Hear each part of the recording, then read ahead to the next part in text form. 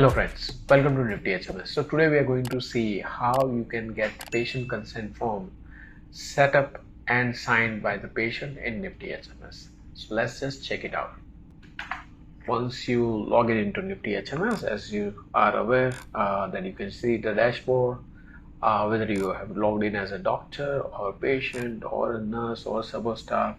The first page that you land is always a dashboard, so where you get a glimpse of the system, how it works. What are the data there, and then for us, from the left menu, just click on system settings, consent form, and you will land on a page. So this is a setup area for the consent forms. We have 3 consent forms that's available in the system, but you can always customize this consent form, so you can upload your own consent form from within the system.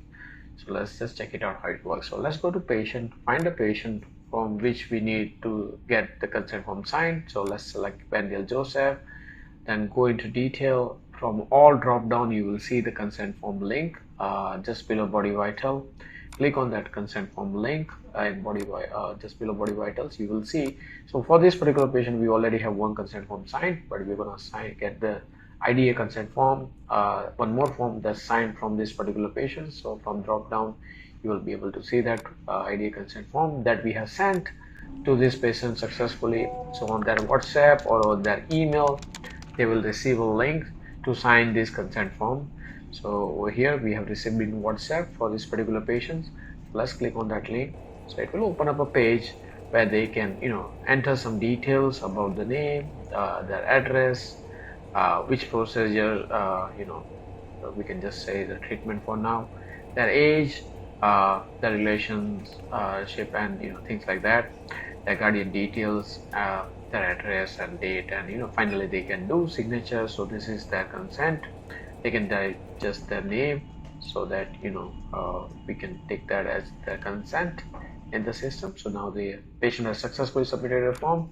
Now let's go into the admin or doctor's area or support staff's area and find that particular patient. So Wendell Joseph. Now we are in the consent form. We can see the new consent form entry over here. So we can see the details of the consent form. So their particular data, their name, their age, their address, date and signature when they signed this consent form. You can also print this consent form for the records, and this is very helpful feature because the compliance is very important. So you can always use this consent form to for the compliance purposes. Thanks for watching the video, and do subscribe to our channel. Thank you.